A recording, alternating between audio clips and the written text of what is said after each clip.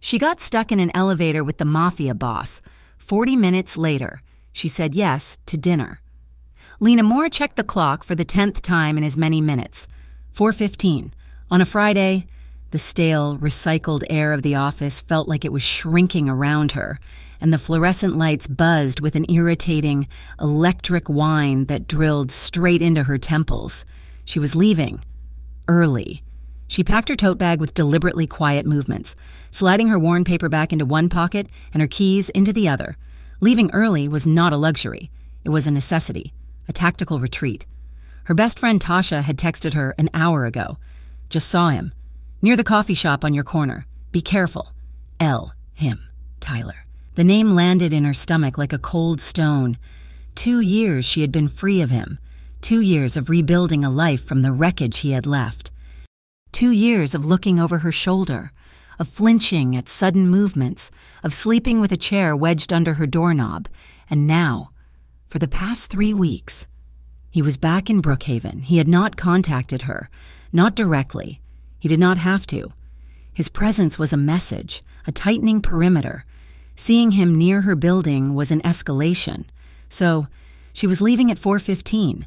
She would take the long way home, ducking into the subway with the downtown crowd, losing herself in the river of anonymous faces. Lena? She froze, her hand on the strap of her bag. Mr. Henderson, her boss, waved a manila envelope from his office doorway. He had a perpetually harried look, a man drowning in his own mediocrity. Before you head out, need you to run this over to the Varelli building, the penthouse client. They need physical signatures before 5. Lena's spine stiffened. The Varelli building was 3 blocks in the opposite direction of the subway. It was the last thing she wanted to do. She resented this part of the job, the blurring of lines between administrative assistant and personal courier. She resented the assumption that her time, her Friday, was disposable. But Lena Moore, at 27, was a woman who knew how to survive by blending in. She did not make waves. She did not argue. She took the envelope. Yes, Mr. Henderson, of course. Her voice was soft, barely a whisper, but it was steady. She tucked the envelope, heavy with its unseen importance, into her bag and walked out of the office. The hollow click of her sensible heels on the linoleum, the only sound of her departure. The Varelli building was not just an office tower, it was a statement. A sheer glass and steel monolith that pierced the Brookhaven skyline. It radiated wealth and impenetrable privacy. Lena felt small standing in its cavernous marble lobby, her simple cotton dress and worn tote bag screaming out of place. The air smelled faintly of expensive leather and, she imagined, old money. She navigated to the private elevator bank marked Penthouse, executive floors. She was just another ghost, delivering papers for men she would never meet. The gleaming brass doors slid open. One man was already inside. Lena's first instinct was to wait for the next car. Her social anxiety, finely tuned by years of trauma, flared, but the man was already looking at her, not with invitation, but with a flat, neutral patience. Waiting would be more conspicuous. She stepped in, her eyes fixed on the floor indicator. "Penthouse, please," she murmured, though the button was already illuminated. The man said nothing. The doors slid shut, encasing them in a box of polished mahogany and mirrored brass. He was tall. Even without looking directly at him, Lena could feel his size. He occupied more than his share of the air. He stood in the opposite corner, a silent statue in a charcoal suit so finely tailored it seemed to have been spun onto his frame. He was facing the door, like her. But his reflection was captured in the brass, a strong, uncompromising jaw shadowed with late afternoon stubble. Dark hair, thick and brushed back from his forehead. He was younger than she expected for a penthouse client, maybe mid-30s, but he carried an exhaustion in his stillness, a weight that had nothing to do with gravity. His hands, clasped loosely in front of him, were large, clean and unadorned. He exuded power. It was not the loud, peacocking power of men like Tyler, who used intimidation like a club. This was something different. It was the quiet, absolute confidence of a predator, a man who knew, without question, that he was the most dangerous thing in any room, or, In this case, any elevator. Lena focused on breathing. Inhale, 2, 3. Exhale, 2, 3. The elevator climbed. 10, 11. 12. Then it happened. There was a sudden, sickening lurch, a sound like a giant's cough from above, and a violent jolt. Lena was thrown forward, her hands flying out to brace herself against the wall. The man did not move an inch. The car stopped. Not a gentle pause, but a dead, final stop. The main lights flickered once, twice, and died. Darkness, absolute and suffocating, a moment of pure, metallic silence. And Lena panicked. It was not a scream. It was a gasp, a sudden, desperate pull for air that was not there. The walls were gone. The floor was gone. There was only the black, pressing in. Her heart hammered against her ribs, a frantic bird in a tiny cage. The smell, faintly electric, like burnt ozone, filled her nostrils. It's the closet. He's locked you in the closet. No, she whispered, her voice a thread. No, no, no. Then, a click. 2 emergency lights mounted near the ceiling, sputtered to life, bathing the small space in a sickly, yellowish-green glow. It was worse. The light gave the panic shape. She could see the walls. They were too close. Breathe. The voice was not in her head. It was deep, calm, and close. The man had moved. He was still in his corner, but he had turned to face her. In the terrible light, he looked carved from granite. Breathe, he said again. He had not raised his voice. He did not sound alarmed. He sounded bored. I can't, she managed, pressing her back against the mahogany. Her fingers were numb. He sighed, a sound of mild inconvenience. Yes, you can. You were doing it just fine a minute ago. He pushed a button on the panel. Nothing. He pushed the alarm. A muffled, pathetic brrring sounded, but it seemed to be happening miles away. He looked at her. His eyes were dark, and the emergency light stripped them of any warmth. He was assessing her, his gaze sharp and intelligent. "What's your name?" he asked. "What? Your name. What is it?" "Lena. Lena Moore." He nodded, a slow, deliberate movement. "Dante." He offered nothing else. He just watched her. Lena's mind, frantic for purchase, grabbed the name, Dante. Dante. She had heard that name. She had seen that name. Her eyes widened. She stared at his face, really stared at it.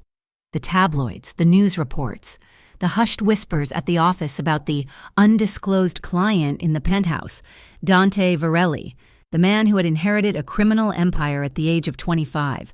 The man is rumored to control the city's shipping, its unions and its shadows, a man who is more myth than reality, a ghost in a tailored suit.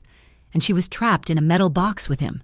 The fear, which had been a hot, sharp panic, turned instantly cold. It spread through her veins like ice water. The closet was a memory. This was a threat. This man was more dangerous than a 10-story fall. She began to tremble. It started in her hands and moved to her knees. Dante saw it. He watched the tremor take her with a clinical interest. Then, he did the strangest thing. He shrugged out of his suit jacket. It was a fluid, economical motion. He held it out to her. Lena stared at the jacket. "What?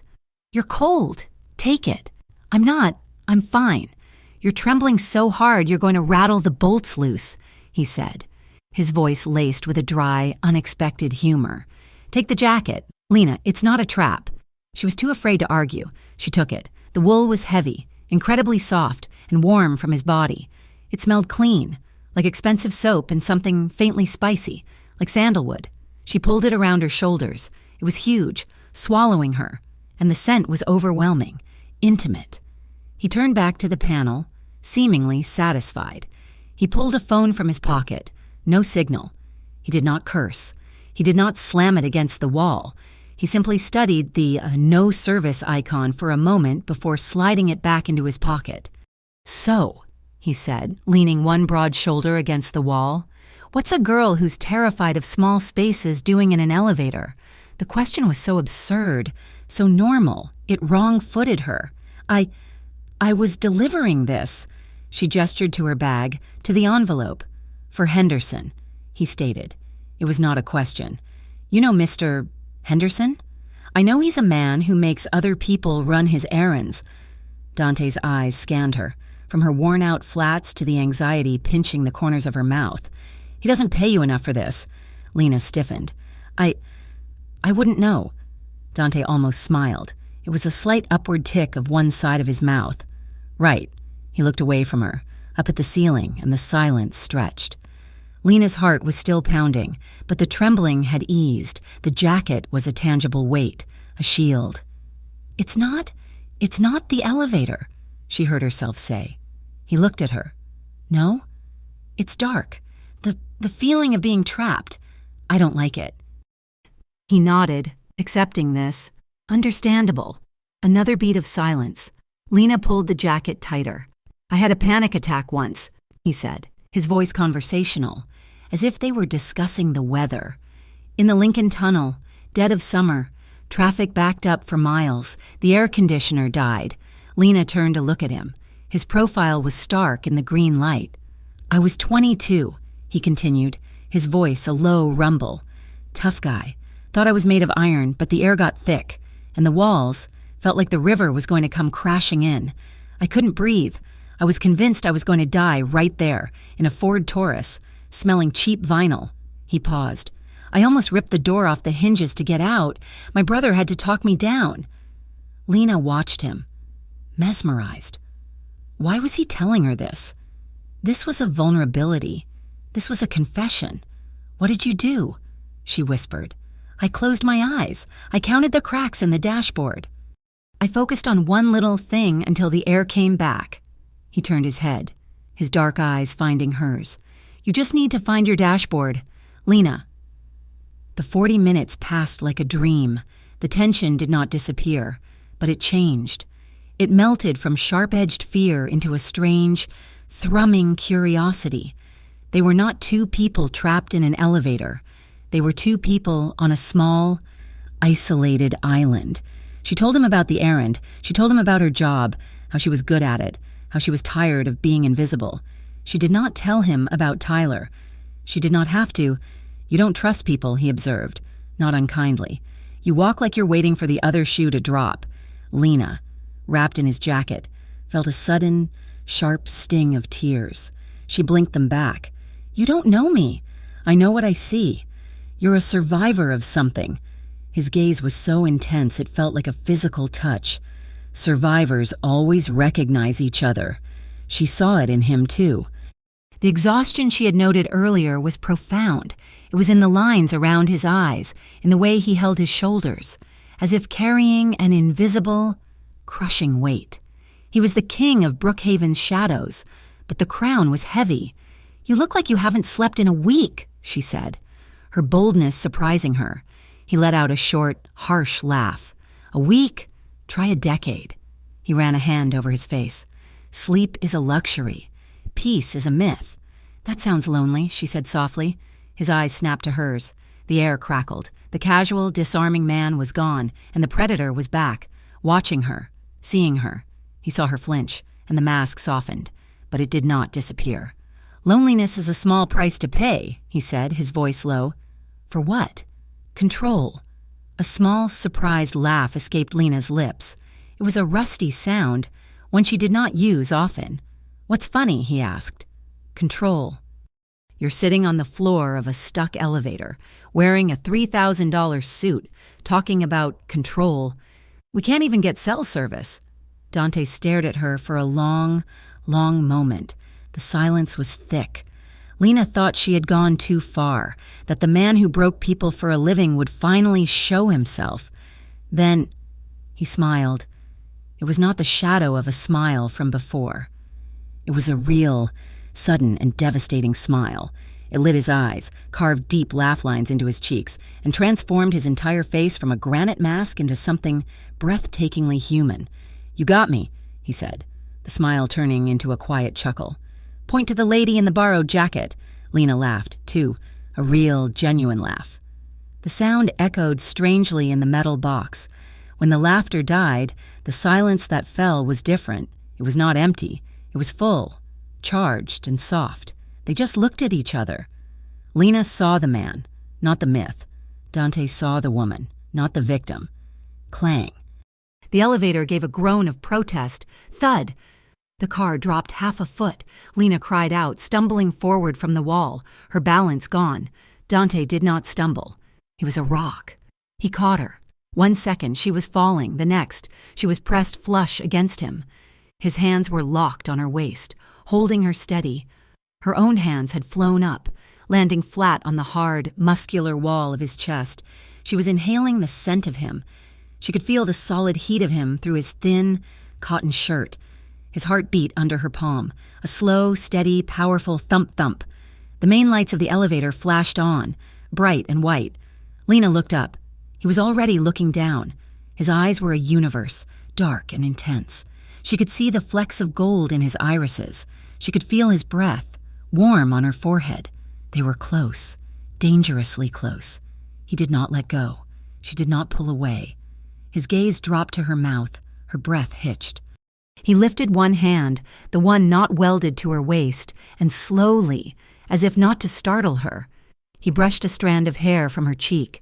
His thumb grazed her skin, a feather-light touch that left a trail of fire. His fingers tangled in her hair, just behind her ear, tilting her face up. Ding. The sound was offensively loud. The elevator doors, smooth and silent, began to slide open. The world was rushing back in, the marble lobby, the distant sound of traffic, the light. Dante did not look at the doors. He did not release her. He held her, his eyes locked on hers. He leaned in, and the world shrank again to the few inches between their faces. His lips were centimeters from hers. He spoke, his voice a low, gravelly whisper that vibrated through her, meant only for her. Have dinner with me. It was not a request. It was a demand, a plea, a statement of fact. Lena, a woman who lived her life avoiding attention, avoiding risk, avoiding men with dark eyes and dangerous smiles, looked at the mafia boss who had told her about his panic attacks, who had made her laugh, and whose hands were still burning a brand into her skin. She heard herself say the most dangerous word of her life. She nodded, a slow, single dip of her chin. Yes. The elevator doors slid open, and he stepped out. He did not look back. Lena remained in the elevator for a long moment, his jacket still clutched in her hands, her mind a blank, white static. A security guard from the lobby peered in, his face a mask of concern. "Ma'am, you all right? We got the call." "Yes," she whispered. She stepped out on unsteady legs, holding the jacket out to the guard. "Please give this to Mr. Varelli." She walked out of the Varelli building and did not remember the 3-block journey to the subway. She did not remember the ride home. She was a ghost in her own body. Her entire awareness collapsed into the few inches of space they had shared, the scent of him, sandalwood and soap, the heat of his hand on her waist, the low, gravelly vibration of his voice. "Have dinner with me." She made it to her apartment, locked the door, and slid to the floor of her tiny hallway. Yes. She had said yes. Lena Moore. A woman who crossed the street to avoid men who catcalled. A woman who ordered her groceries online to avoid small talk. A woman who still flinched when a man raised his voice on television, had agreed to have dinner. With Dante Varelli? She crawled to the sofa, pulled her phone from her bag, and dialed Tasha, her fingers clumsy and numb. Tasha picked up on the second ring, her voice a cheerful burst of static. "Hey, you survived the Henderson errand? Tell me you're home and have wine." "Tash," Lena said. Her voice broke. The cheer vanished from Tasha's voice, replaced by cold steel alertness.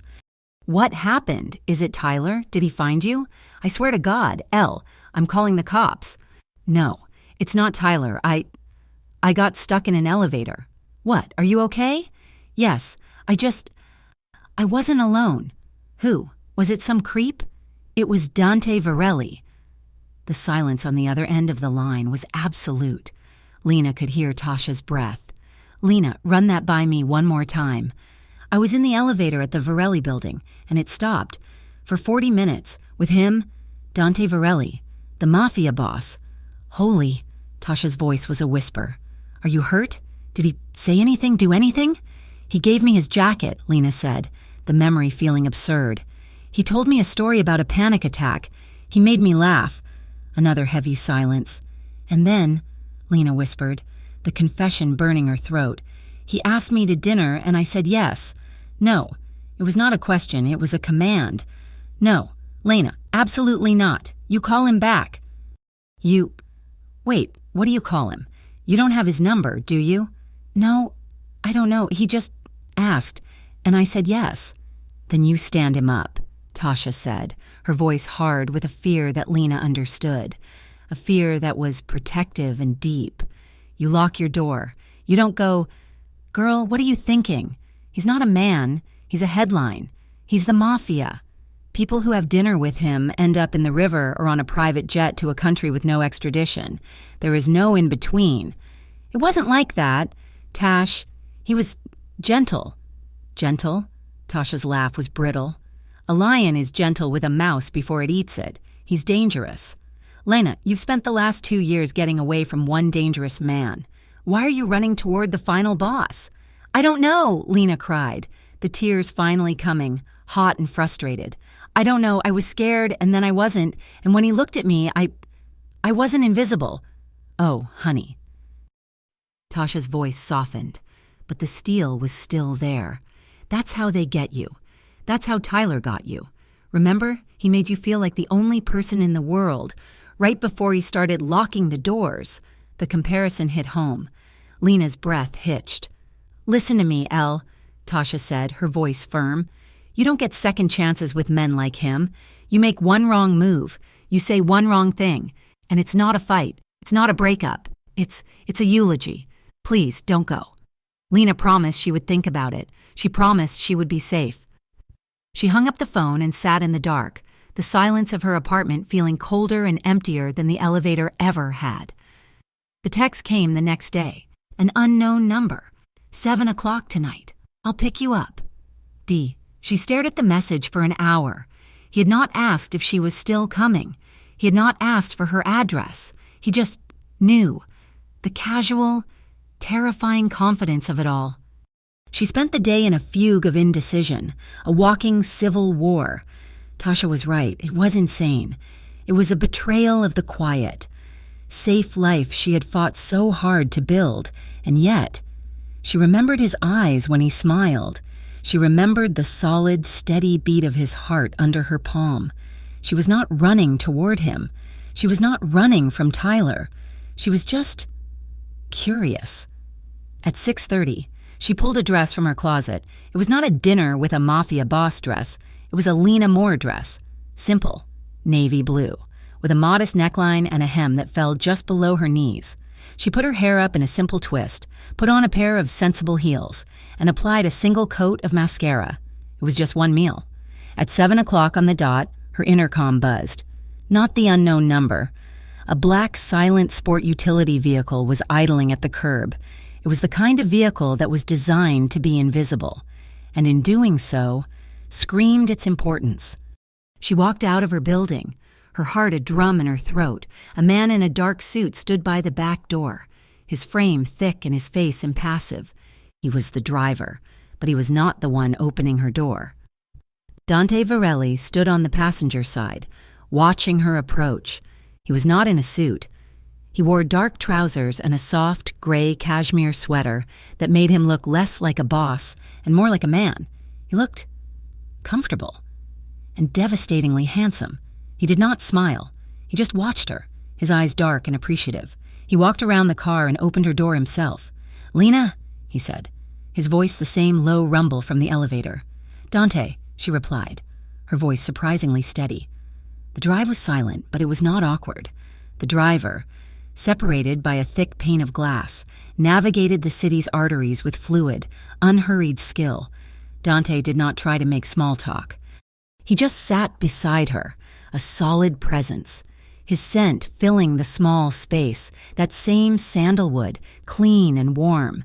They pulled up not to a flashy, high-end restaurant, but to a small, impossibly discreet building in a quiet cobblestone district. The sign was a simple, burnished gold plaque. Il Nido, the nest.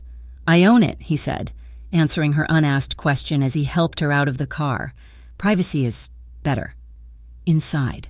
The restaurant was a haven. It was all dark wood, soft, recessed lighting, and a handful of tables, each tucked into its own private alcove. There were other patrons, but the ambient hum was low, respectful. The maitre d', a man with silver hair and eyes that had seen everything, nodded to Dante. "Mr. Varelli, your table is ready." Their table was in the back, a circular booth against a wall, lit by a single, flickering candle. It was intimate, and, Lena realized, it gave Dante a clear view of the entire room, including the entrance. A waiter appeared, poured 2 glasses of a deep, red wine, and vanished.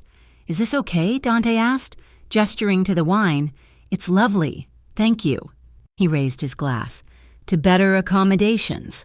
Lena smiled, touching her glass to his. "To working elevators." The tension broke. The conversation that followed was the strangest and most normal Lena had ever had. He did not flirt. He did not pressure her. He did not boast or intimidate.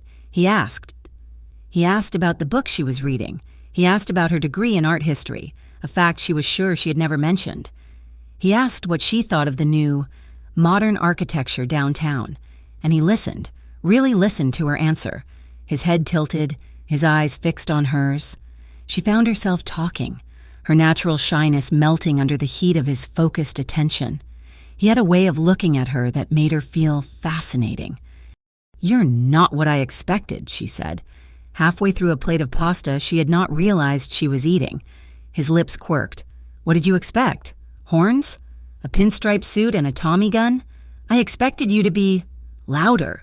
"Loud is for men who are afraid of not being heard," he said, swirling the wine in his glass. "I've never had that problem." He took a sip, his eyes never leaving hers. "And you? You're exactly what I expected." "Oh? And what's that?" "Stronger than you think you are, and tired of being underestimated." His perception was so sharp it was unnerving. She looked down at her plate. "You said in the elevator that I was a survivor," she said, her voice quiet. "Yes. I was in a relationship for 3 years with a man he had a temper. He liked to be in control." She did not look at him as she spoke. She just stared at the candle flame, recounting the facts, not the feelings. She spoke of the isolation, the walking on eggshells, the way he would apologize with such feeling, only to have the entire cycle repeat. She did not use Tyler's name. She did not give specifics. She just told. When she finished, the silence in the alcove was heavy. She risked a glance at him. Dante was perfectly still. His wine glass was untouched. His hands were resting on the table. But they were not relaxed. They were balled into fists. His knuckles white. His jaw was so tight a muscle in it was jumping. She flinched, a cold jolt of old fear. She had made him angry, but when he spoke, his voice was a cold, quiet blade. "Where is he?" I don't know. Don't lie to me, Lena. I'm not," she said, her voice shaking. He was gone. For 2 years. But he's back. I saw him near my building. My friend saw him." Dante's eyes closed for a single, long second. When they opened, they were black with an emotion she could not name. It was not her. It was for her. "He will not touch you again," Dante said. It was not a promise. It was a statement of fact. And before Lena could process what that meant, a voice boomed across the restaurant. "Varelli, I thought I smelled a rat in the nest." Lena jumped, her heart leaping into her throat. A man, burly and red-faced, was swaggering toward their table. He was drunk, and he was loud. "Finney," Dante said, his voice perfectly calm. He did not move.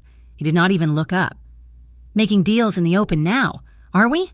Finney said, gesturing wildly with his drink, sloshing it on the floor. He leered at Lena. "And who's this? New associate?"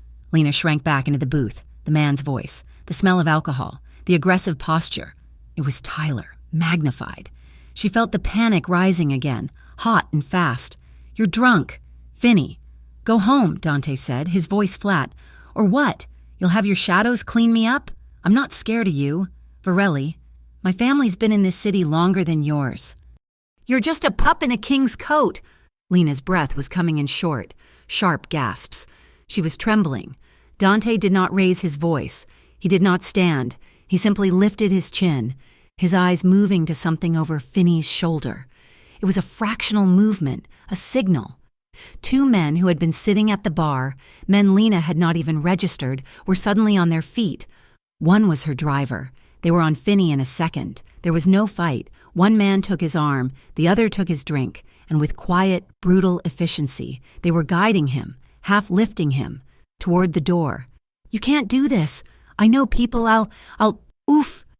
The sound of the door closing cut off his protest. The entire event had taken less than 10 seconds. The restaurant was silent. Dante looked at the maitre d', who was already directing a busboy to the small spill. Dante turned back to Lena. His face was a mask of regret. She was still shaking, her hands pressed to her mouth. "Lena," he said softly. "Don't," she whispered. "Don't apologize." He looked confused. She reached across the table, her hand trembling, and laid it on his clenched fist. His skin was hot. "Thank you," she said, her voice hoarse. His brows drew together. "For what? For that? For bringing this into your world? I am so sorry. Lena, I never should have—" "No," she insisted, her grip tightening on his hand. "Thank you for not escalating it. Thank you for not yelling. Thank you for making it stop." She was looking at him, but she was seeing Tyler. She saw a broken plate, a hole in the drywall. She was seeing the chaos of a man who used anger as a weapon. Dante Varelli had just had a rival mobster thrown out of his restaurant, and he had done it with less noise than a man ordering coffee. Dante turned his hand under hers, his large fingers lacing with her small ones. He studied their joined hands, his expression unreadable. He was right about one thing. "What? I'm a pup," he said, his voice rough. My father would have had him shot in the street for that disrespect."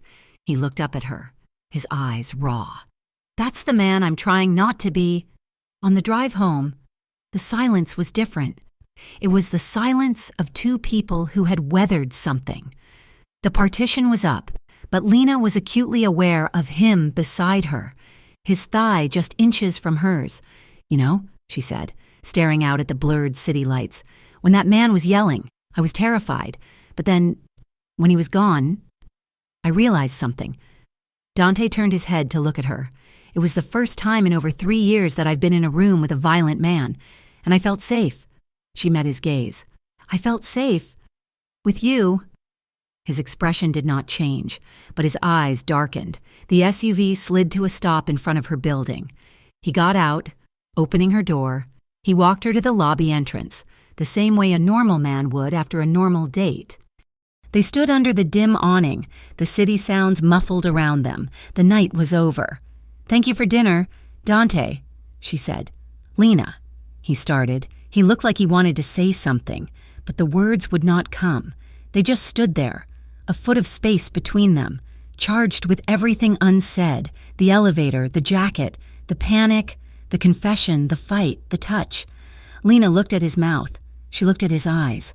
Tasha's voice was in her head. "He's dangerous. You don't get second chances." But Tasha was wrong. This right here felt like the only chance she had ever had. She rose up on her toes. It was a small movement, but he met her halfway. His hand came up, not to her waist, not to pull her, but to gently cup her cheek. His thumb stroked her skin. A question. She gave him his answer, leaning in, closing her eyes, and pressing her lips to his. The kiss was not a collision. It was a landing. It was slow. I was cautious. His lips were warm and surprisingly soft. Then she felt his other hand slide into her hair, tilting her head. He deepened the kiss, and it was no longer cautious. It was electric, a slow, rolling current of heat and want. It was not a kiss of seduction. It was a kiss of recognition. Her fingers found the front of his sweater, curling into the soft wool, anchoring herself against the feeling. He tasted red wine and something else, something uniquely him. It could have lasted a minute or an hour. When they finally parted, they were both breathless. He rested his forehead against hers, his eyes closed. His hand was still on her cheek. his thumb tracing the outline of her lip. Neither of them spoke. The silence was louder than the restaurant brawl. "Good night, Lena," he whispered, his voice thick. "Good night, Dante." He stepped back, giving her space. She fumbled for her keys, her hands shaking, and let herself into the lobby. She did not look back. She got into her apartment, locked and bolted the door. She leaned her back against the solid wood, her body sliding down until she was sitting on the floor. Her fingers went to her lips. They were tingling, warm. She was overwhelmed. She was terrified. And she was, for the first time in her entire life, completely and utterly alive. The glow of the kiss faded, but the warmth remained, a small, secret ember inside her chest. Lena went to work the following week and moved through the motions of her life, but everything was different. The world seemed to be in sharper focus, the colors brighter, the sounds clearer, and she was terrified. Terror was a familiar, cold blanket. She had invited a man into her life, not just a man, but the man, who represented everything she had run from. Tasha, ever the loyal friend, did not say, "I told you so." She just made Lena promise to share her location, to have a code word. Dante, for his part, did not crowd her. He did not send a car. He did not send flowers. The only sign that he was still thinking of her came in short, thoughtful text messages. "I passed a bookstore today. It had a first edition of that art book you mentioned. I hope you find it. The city looks quiet tonight. I hope you're having a peaceful evening." They were never pushy. They never asked for anything. They were just reminders. Small, quiet stones dropped into the placid pond of her life, sending out ripples. She did not know how to respond to them. "Thank you" felt too formal. "I'm thinking of you too" felt too true. So, she said nothing, and she agonized over that, too. The past, however, did not care about her new, fragile complications. It arrived on a Wednesday, 4 days after their dinner. It came not as a text message, but as a multimedia message from an unknown number. Her phone buzzed. She glanced at it, expecting another cryptic, gentle message from Dante. It was a photograph. Lena's blood turned to ice. It was a picture of her and Dante. At the restaurant, they were in the booth, lit by that single candle, their hands clasped on the table. It was taken from a distance, slightly blurry, but it was undeniably them. Her breath hitched. Someone had been there. Someone had been watching. Another message came through immediately, a second photo. This one was of them outside her apartment building, just before the kiss, her on her toes, his hand on her cheek. It was grainy, dark, and captured the moment with a sickening, invasive clarity. Then, the text. "He can't protect you from me. You look pretty when you're scared." It was not Tyler's name, but it was his voice. It was his signature. The old familiar dread crawled up her spine, cold and suffocating. He had been there. He had watched her kiss another man. She ran to her window, pulling the blinds, her heart hammering against her ribs. The street below looked normal. Cars, pedestrians. But now, every face is a mask. Every person was a threat. She tried to ignore it. She tried to be rational. He was just trying to scare her.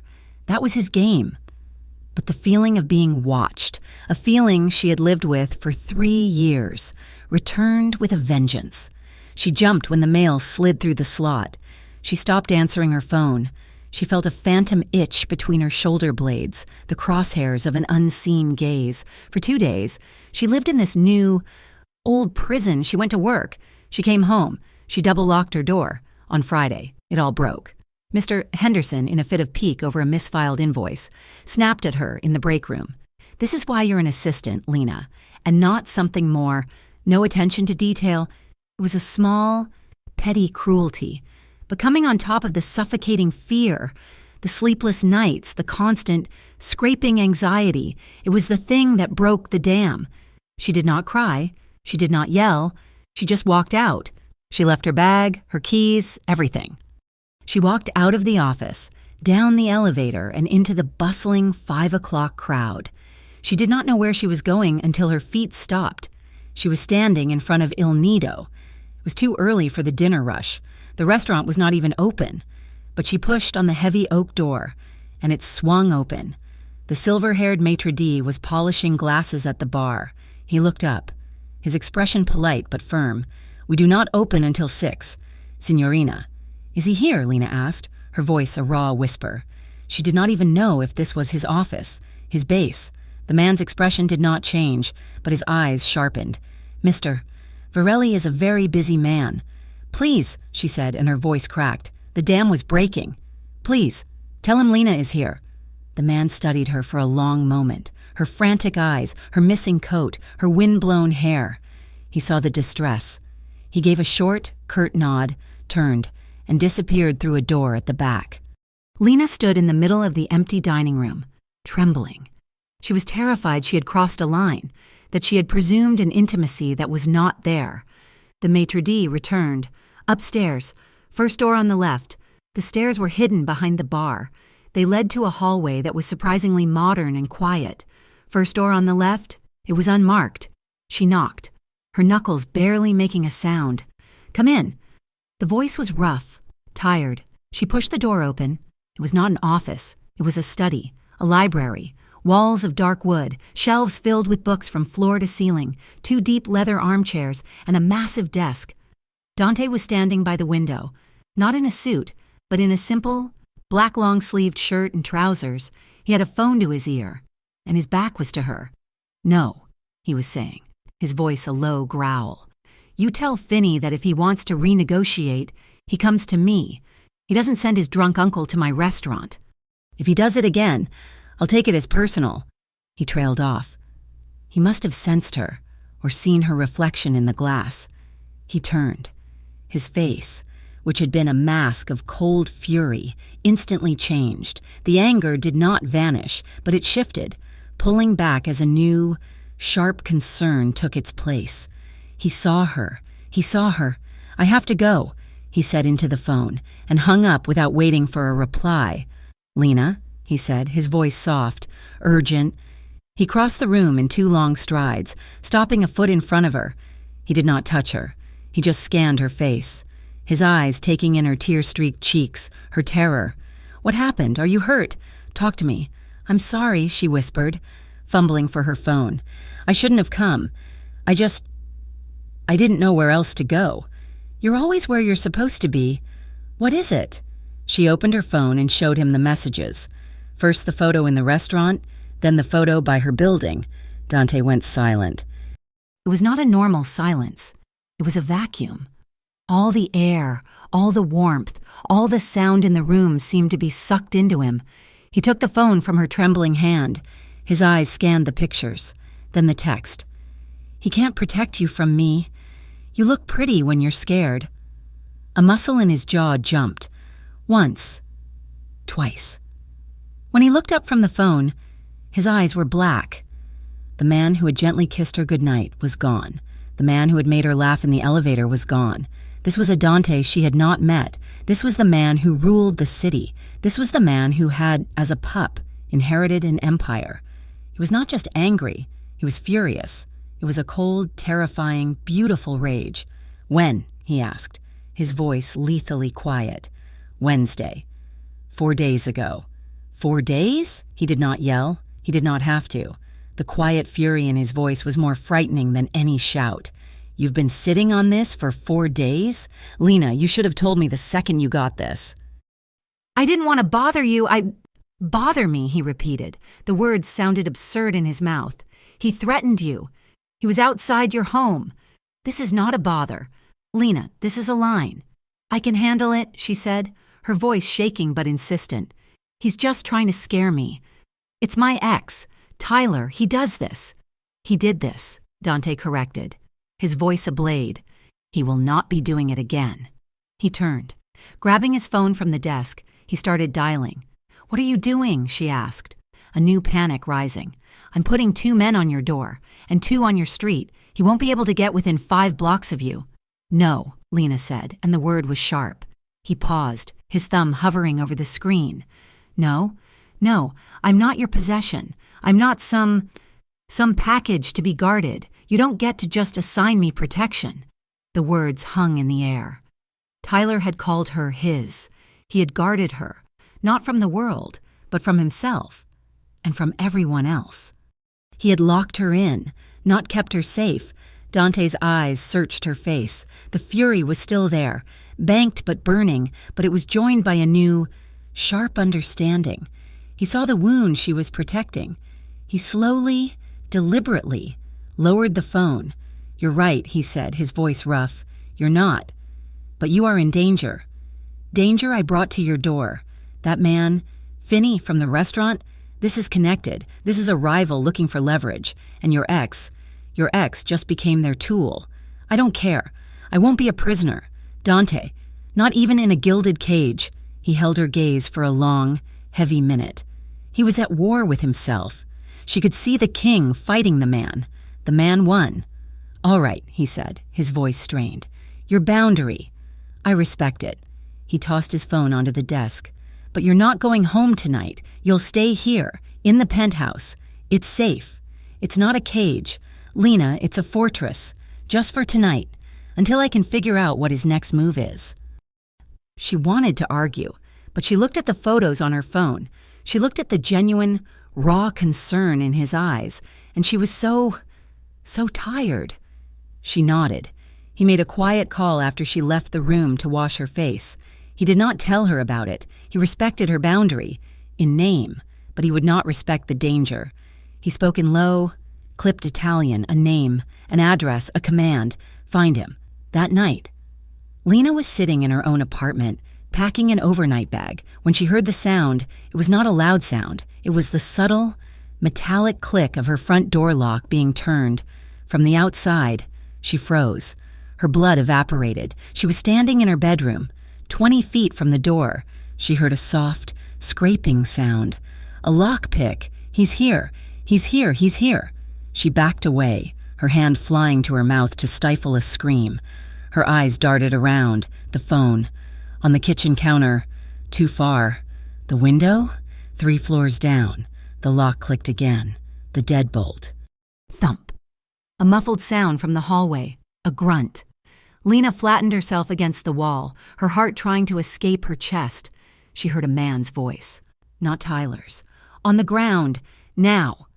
It was hard. Professional. Another scuffle. A sharp thwack of something hitting flesh, a body hitting the floor. She heard the sound of a radio. "The package is secure. The hallway is clear." She slid to the floor, her legs giving out, and finally, she screamed. The door burst open, but it was not Tyler. It was the man from the SUV. The driver. He scanned the room, his gun held low, his eyes all business.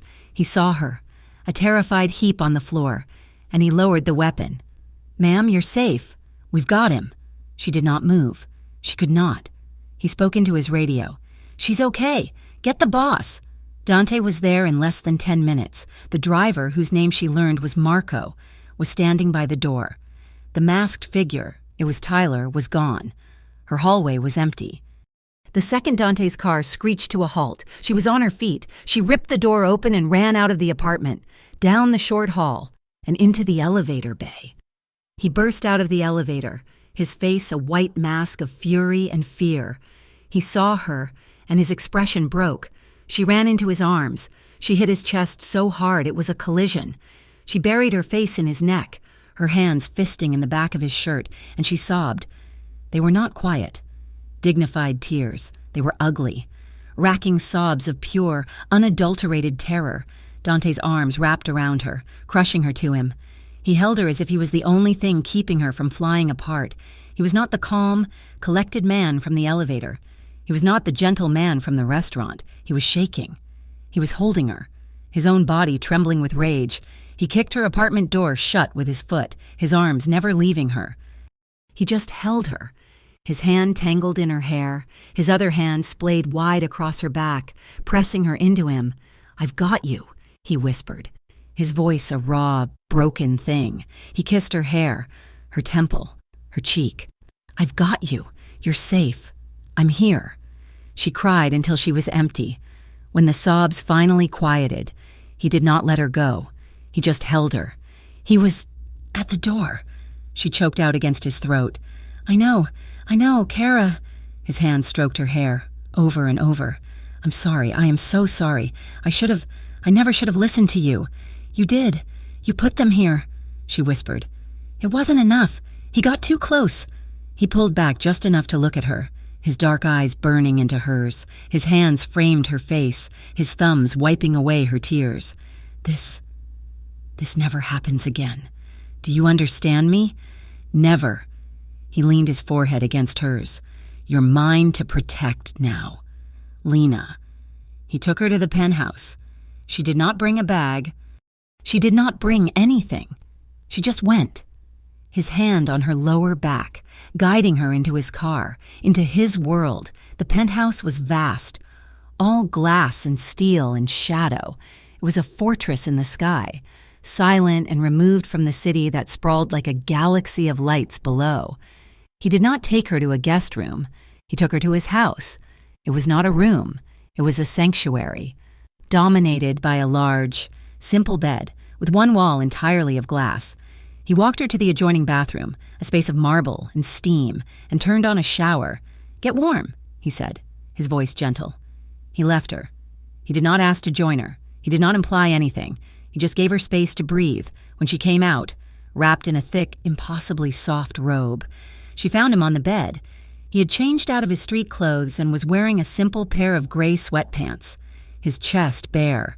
He was sitting against the headboard, just waiting.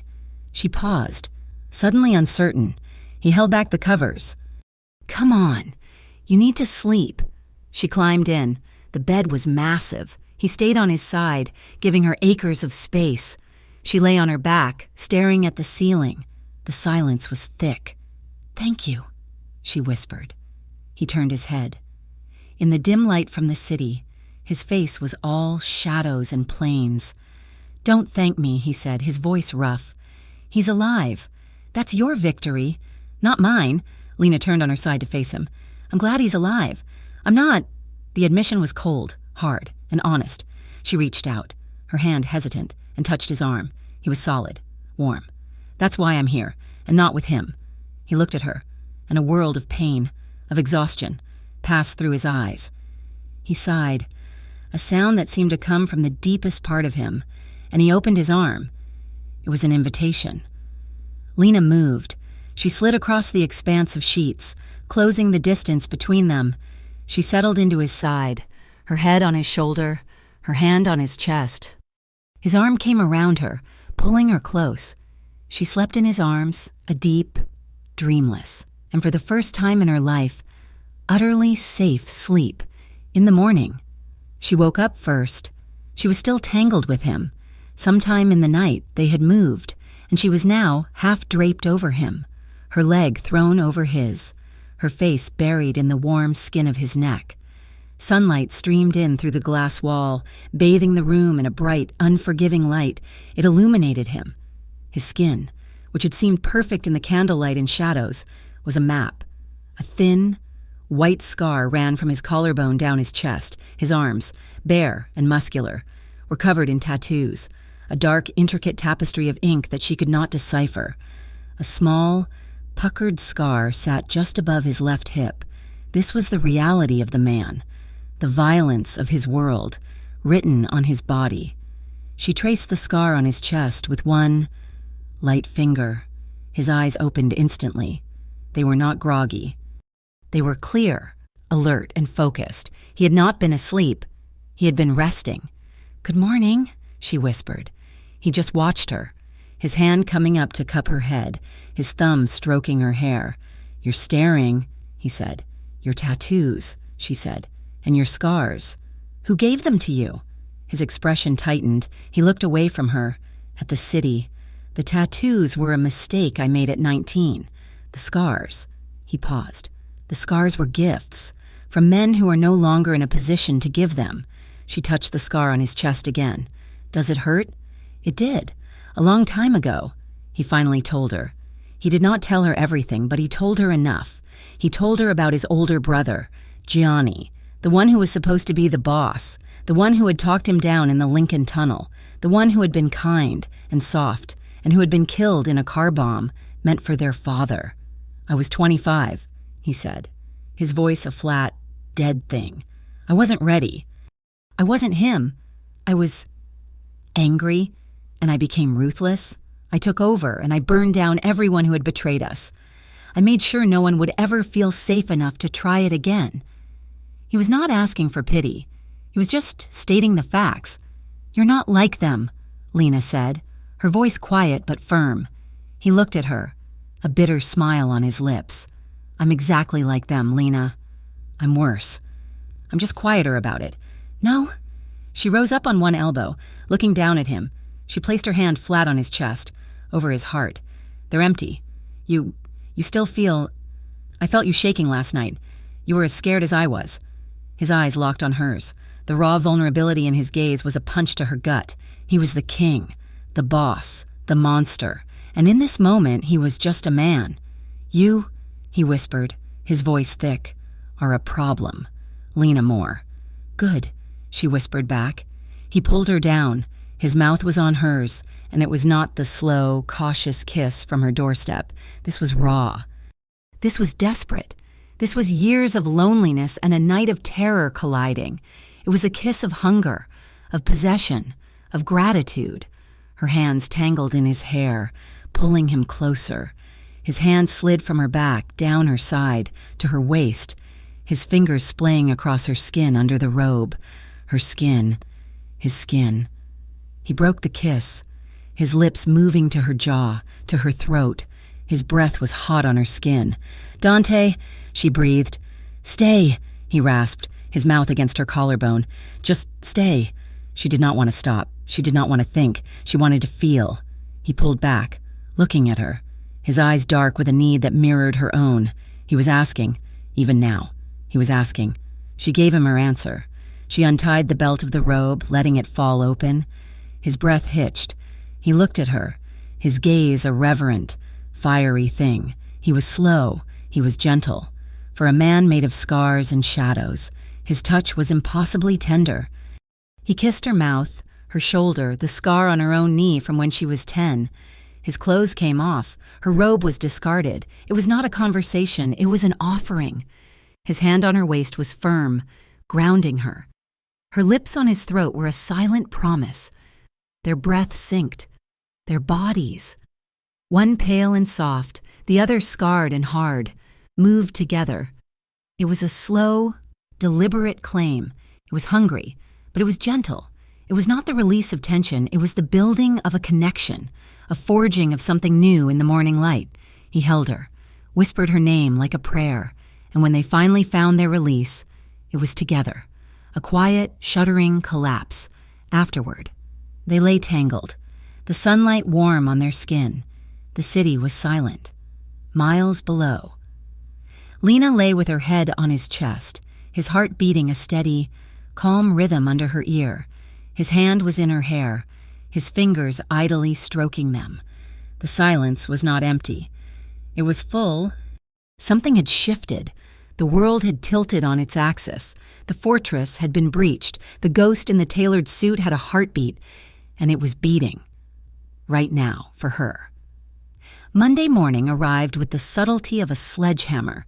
For the past 3 weeks, Lena had been living a fractured existence.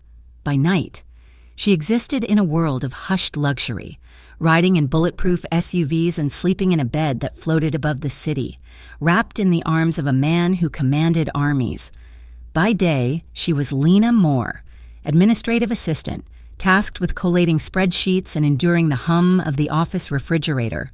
The seam between those two worlds ripped open at 9:15. She walked into the break room to get coffee, and the conversation died instantly. 3 women from accounting were huddled around a smartphone. When they saw Lena, they scattered like pigeons, their eyes darting away. Guilty and eager, Lena felt the familiar prickle of heat on the back of her neck. She poured her coffee with a steady hand, though her stomach turned. She returned to her desk to find an email from Mr. Henderson. "See me. Now." She walked into his office. Henderson was sitting behind his desk, his face a mask of pinched disapproval. He did not offer her a seat. He turned his laptop monitor around. It was a local gossip blog, the Brookhaven Eye. The headline was lurid. "The Dawn and the Damsel, Varelli's new mystery brunette." Below it were the photos, the blurry shot from the restaurant, the grainy, intimate moment on the sidewalk. But there were more now. A telephoto shot of her entering his building 2 days ago, a picture of her walking to the subway, circled in red. The comments section was already a cesspool of speculation, envy, and thinly veiled threats. "I run a respectable firm, Lena," Henderson said, his voice tight. "We handle estate planning for families. We cannot have this kind of association." "It's my private life," Lena said, her voice trembling slightly. "It has nothing to do with my work. It has everything to do with our image. Clients talk. People are asking who you are." He leaned back, crossing his arms. "I need this drama to stop. You either end this association and issue a public denial, or you clear out your desk. I won't have the mob in my lobby." The ultimatum hung in the air, smelling of stale coffee and cowardice. Lena looked at the man who had made her run personal errands for 3 years, who had underpaid her, who had made her feel small. Then she thought of Dante. She thought of the way he had looked at her that morning, the way he had made sure she ate breakfast before the driver took her here. And he was a criminal, yes, but he had treated her with more respect in 3 weeks than Henderson had in 3 years. "You don't have to worry about your lobby," Lena said. The trembling in her voice vanished, replaced by a cold, sudden clarity. "Good," Henderson said, reaching for his mouse. "I'm glad you're being I quit." Henderson froze. "Excuse me?" "I quit," she repeated, reaching into her pocket and placing her office key on his desk. It made a satisfying clack against the glass. "I'll have my desk cleared in 10 minutes. She walked out. She did not look back. She packed her singular box, a framed photo of her parents, a mug, her spare sweater, and walked out of the building. The wind on the street hit her face, and for the first time in years, she felt untethered. It was terrifying. It was exhilarating. When she told Dante that evening, she expected him to be angry at Henderson. Instead, he looked thoughtful. They were in his library, the room where they spent most of their evenings. It had become their sanctuary. Dante was sitting in one of the leather armchairs, a tumbler of whiskey in his hand, while Lena curled up on the sofa with the first edition art book he had actually found for her. "I can have him shut down," Dante said quietly. "A tax audit, a zoning violation, it's easy." "No," Lena said, looking up from her book. "I don't want you to hurt him. I don't want to be there anymore." "So, what will you do?" "I'll find another job, somewhere that doesn't read gossip blogs." Dante set his glass down. "I founded a foundation, the Varelli Youth Initiative. It helps at-risk kids in the boroughs. They need an administrator, someone to organize the chaos. The pay is triple what Henderson gave you, and no one will ever look at you sideways." It was a generous offer. It was a safe offer.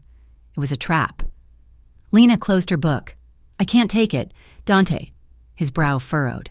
"Why? It's legitimate work. It's good work. Because if I work for you, I will disappear. I became just the girlfriend, the dependent." She stood up and walked over to him, resting a hand on his shoulder. "I need to stand on my own. I need to know that I can survive without your money, even if I want you in my life." He looked at her hand on his shoulder, then covered it with his own. His thumb rubbed her knuckles. He did not argue. He understood power, and he understood pride. "You're stubborn," he murmured, pulling her hand to his lips. "I'm learning from the best." For a week, it felt like they could make it work. Lena interviewed for jobs at galleries and small nonprofits. Her days were her own. Her nights were his. Their intimacy deepened in the quiet spaces. It wasn't just the sex, though that was frequent and intense. A way of speaking without words. It was the other thing. It was Dante reading reports with his reading glasses on, a vulnerability he showed no one else. It was Lena reading aloud to him while he stared out at the city lights, his guard finally dropping. It was the slow kisses in the kitchen at 2 a.m. while they heated up leftover pasta. She was falling in love with him. She knew it. The realization was a warm, golden thing living in her chest. But the bubble was thin, and the world outside was sharp. It happened on a Tuesday. Dante had been gone all day. He had not answered her texts. When he finally came in, it was past midnight. Lena was awake, sitting in the library, waiting. He walked in, and the air in the room changed. He smelled of cold rain, cigar smoke, and copper. He looked exhausted, his face pale, his eyes hollowed out. He went straight to the small, wet bar in the corner and poured a drink. His hands were shaking. "Dante?" she asked softly. He stiffened but didn't turn around. "Go to bed. Lena, it's late. You've been gone for 16 hours. I was worried." "I'm fine." She walked toward him. "You don't look fine. You look—" She reached out to touch his arm, and he flinched away. It was a violent, instinctive reaction. He spun around to face her, keeping his hands behind his back. "I said I'm fine," he snapped. But she had seen it. "Let me see your hands," she said. Her voice was barely a whisper. "No, Dante, show me."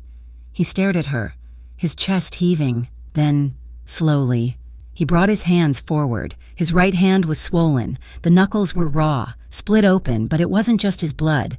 There was a dark, dried stain on his cuff. There was a smear of crimson under his fingernails that he hadn't been able to scrub away.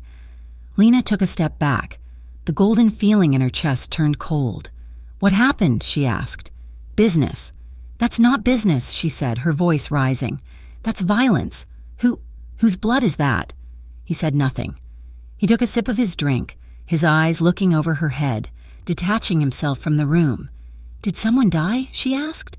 The question hung in the room, heavy and terrible. "Did someone die because of me? Because of the photos? Is this about the blog?" Dante lowered the glass. He looked at her, and his eyes were dead.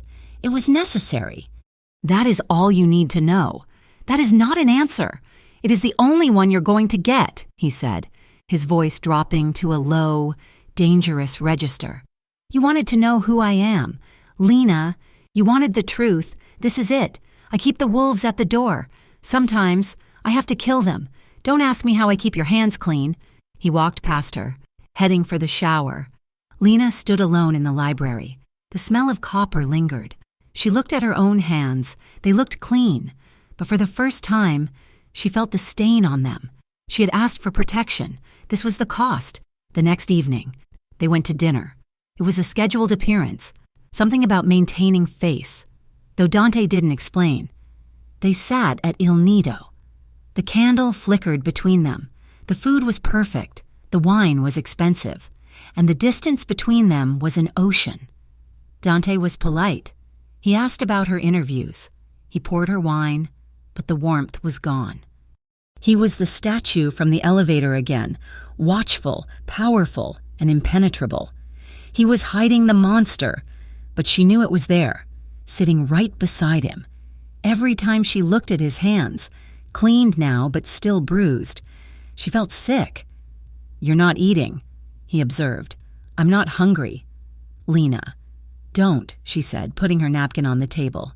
"Don't pretend this is normal. You came home with blood on your hands yesterday, and today we're eating risotto. Life continues," he said simply. "We eat, we sleep, we survive. Is that all this is to you? Survival? It has to be. I can't do this," she whispered. She pushed her chair back. "I can't sit here and pretend I don't know what you did. Lena, sit down." It was a command. "No." She stood up, heads turned. She didn't care. "I'm going home, to my apartment. Don't follow me." She walked out, this time. He did not signal his men. He did not stop her. He let her go. For 3 days, there was silence. Lena stayed in her apartment. She jumped at every sound. She checked the locks 5 times an hour. But the silence from the penthouse was louder than her fear. She missed him, God help her. She missed him. She missed the safety, the warmth, the man who read books in the moonlight, but she could not reconcile him with the man who washed blood off his hands in the middle of the night. Then, the phone rang. It was Tasha. "Lena," Tasha sobbed. Lena gripped the phone, her blood freezing. "Tash, what is it? Are you okay?" I came out to my car after work. The window was smashed." "Oh my God, did they take anything?" "No, nothing was taken. There was a note on the driver's seat, stabbed into the upholstery with a knife." Lena sank to the floor. "What did it say?" "It said, 'Tell your friend she can't quit the game. If I can't have her, I'll break her toys.'" Tasha was hyperventilating. Lena, who is doing this? Is it Tyler? Is it the mob? I'm scared. I can't go home. Go to your parents, Lena said, her voice shaking. Go now. Don't stop. I'll fix this. How? How can you fix this? I'll fix it. She hung up. The fear was gone. The moral ambiguity was gone. The nausea about violence was gone. All that was left was a cold, hard knot of desperation. Tyler was hunting her friends. He was hurting the people she loved because he couldn't get to her. And the police, a restraining order, a piece of paper against a knife in a car seat. No. She realized then that Dante was right. There were wolves at the door, and you didn't fight wolves with paperwork. She grabbed her coat. She didn't call a car. She ran. It was raining, a cold, miserable downpour that slicked the streets and blurred the city lights. Lena ran the 6 blocks to the Varelli Tower. She was soaked through when she reached the lobby. The security guard, the same one from the elevator incident, saw her face and didn't ask for ID. He swiped his card and sent her up. The elevator ride was a blur. The doors opened to the penthouse. Dante was there. He was standing by the window, looking out at the storm. He turned when the doors opened. He saw her, wet, shivering, her hair plastered to her face, her eyes wild. Lena? She stepped into the room, dripping water onto the expensive marble. She was shaking, but not from the cold. He went after Tasha, she said. Her voice was a broken string. He smashed her window. He left a knife. He said he's going to break my toys. Dante went still, the lethal stillness. He's going to hurt her. He's going to hurt everyone I know until he gets to me. She walked toward him, her steps heavy. I tried to do it the right way. I tried to be good. I tried to be moral. She stopped in front of him. She grabbed the lapels of his shirt, her wet hands staining the fabric. She looked up into his face, into the dark abyss of his eyes. Make it stop, she begged. It was a surrender. It was a plea. It was a permission slip. Lena, he warned, his voice rough. If I do this, there is no going back. You understand that? You don't get to look at my hands with disgust ever again. I don't care, she sobbed, pulling him closer. I don't care about your hands. I care about us. I care about my life. Just make him stop. Please. He looked down at her, and she saw the resolve snap into place like a steel trap.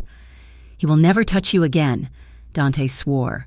He will never breathe the same air as you again. He kissed her.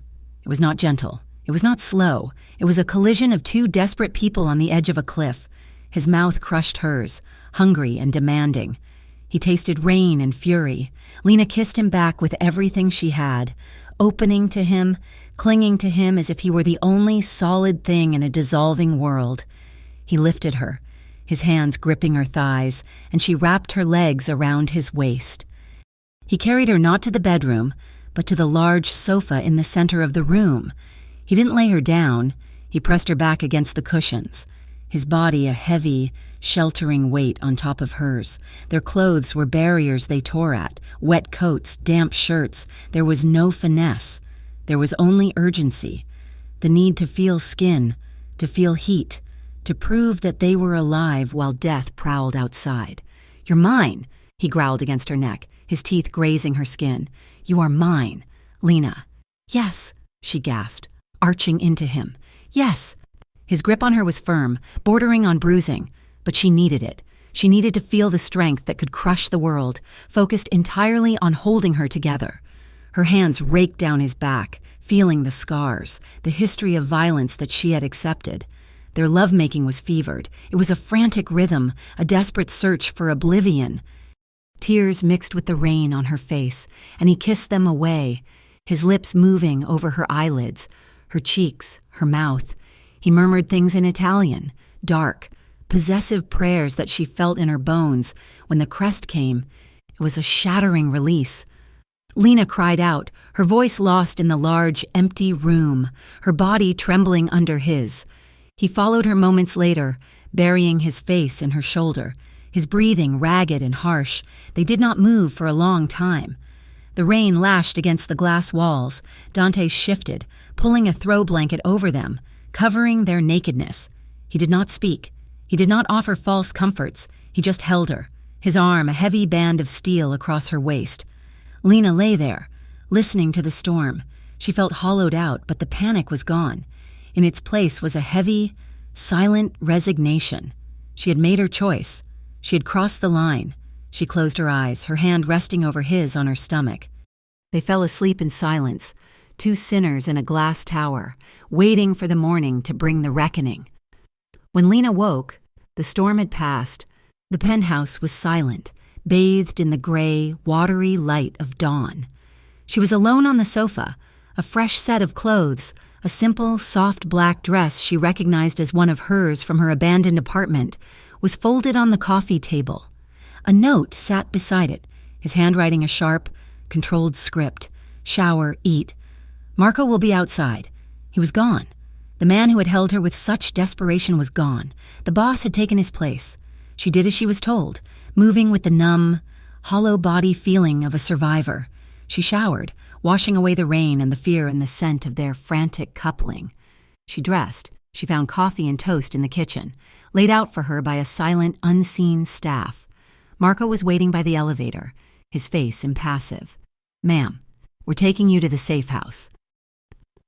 "I'm not going to a safe house," Lena said, her voice surprisingly firm. "I'm staying here. This is the safest place in the city, isn't it?" Marco's gaze flickered. She had, in her own way, just given an order. He inclined his head. "As you wish. The penthouse is on full lockdown. No one gets in or out without my authorization." "Good," Lena said. "Where is he?" "The boss is handling the situation." "Handling it how?" "That is not my information to share. Tell him I want to see him. Before he does anything, oh." Marco looked at her. Truly looked at her. For the first time. He saw the steel that Dante had seen. "I will pass on the message." For 12 hours, Lena was a prisoner in the sky. She paced the glass walls, watching the city move below, a world she was no longer a part of. She was terrified. Not Tyler. Not of Dante's rivals. She was terrified of what Dante was doing in her name. At 6 o'clock that evening, the elevator chimed. Dante walked in. He was in the same clothes as the night before, but they were damp and stained. He had not slept. His face was a mask of cold iron, and his eyes were the eyes of a wolf that had been hunting. "It's done," he said. He did not come to her. He went to the bar and poured a whiskey. "What's done?" she asked, her voice small. "We found him. Your ex, Tyler." He drank the whiskey in one pull, his throat working. He wasn't hard to find. He was sloppy, arrogant, and you were right. He was working with Finney's crew. They were feeding him information, feeding his obsession, hoping he would get close to you. They wanted leverage. They wanted a way to provoke a war. Lena felt sick. "Where is he?" Dante looked at her, his eyes flat. "He's in the trunk of a car in a warehouse in the Bronx. He's alive, for now." He set the glass down. "I came because you asked. Now I'm leaving to finish it." He started to walk past her. "No." He stopped. He did not turn. "No?" she said again, louder. She moved to stand in front of him, blocking his path to the elevator. "You don't get to do this." "Get out of my way, Lena. This is not a debate." "It is. You brought me into this. You said I was yours to protect, but I won't be protected by a man who murders in cold blood." A dark, humorless laugh escaped him. "What did you think was going to happen? You begged me to make it stop. This is how I make it stop. I remove the threat, permanently. That's not stopping it. That's just becoming him. That's becoming the man who thinks a knife in a car seat is the answer." She was shaking, but she held her ground. She put her hands on his chest. A barrier. "You told me about your father. You told me you were trying not to be him. The man who shot his enemies in the street. This is that moment. Dante. This is the choice." His hands came up and closed around her wrists. His grip was painfully tight. "He tried to break into your apartment. He stalked you. He threatened your friend." He put his hands, his filthy hands, on this. He forfeited his right to breathe. "And you forfeit your right to be with me if you kill him," she whispered, the tears finally coming. "I mean it. I cannot live with that. I cannot be the reason you became the monster you've been fighting." She looked up at him, her eyes pleading. "You're better than him. You're better than your father. You're the man who talked me down in an elevator. You're the man who gave me his jacket. Please, be that man now." He stared at her, his jaw working. The war inside him was visible, a storm of rage and a new, fragile conscience fighting for control. He looked at her hands on his chest, then at her face. He let out a long, ragged breath that was almost a sob. He dropped his hands. "God, you're going to be the end of me," he whispered. He released her wrists, which were red from his grip. He turned away. His shoulders slumped. "What do you want me to do, Lena?" he asked, his voice raw. "You want me to let him go? He'll come back. They always come back." "No," she said, her mind racing. "Justice, not revenge. You have evidence. You found him. You know he's connected to Finney. Give it to the police." He spun back, his face a mask of disbelief. "The police? You want me to go to the police? They are useless. They are bought. They are nothing. Then make them useful. You have money. You have power. You have influence. You told me you could shut down Henderson with a phone call. You can't put one man in jail?" She stepped toward him. "Give them the evidence anonymously. The pictures, the connection to Finney, the knife from Tasha's car. Give them an easy, high-profile win. They'll take it." He stared at her, a slow, dawning realization in his eyes. He was seeing her not as a victim, not as a lover, but as a strategist. He was silent for a full minute. "It might work," he said, his voice low. "It would be clean. It would be right," she said. He nodded. "Once." He picked up his phone, and he did not call Marco. He called a different number. He spoke in low, clipped tones, not to a soldier, but to a lawyer. He gave a series of commands: evidence, anonymous tip, district attorney, federal interest, flight risk. When he hung up, he looked at Lena. The monster was gone. The man was back, and he looked exhausted, but he was present. "He'll be arraigned by morning," Dante said. "Your ex is going to prison for a very, very long time, and his friends in Finney's crew are going to have a federal spotlight on them they won't enjoy." Lena sagged, the relief so profound it buckled her knees. He caught her, pulling her against his chest. "You're safe," he whispered, his lips in her hair. "And I kept my hands clean." She held on to him, her face buried in his shirt. She had done it. She had pulled him back from the brink. She saw it as proof. Proof that he could change. Proof that the man was stronger than the mob boss. Proof that their love was not a fantasy, but a force. She was wrong. The next 2 days were a dream. Dante stayed in the penthouse. He did not take meetings.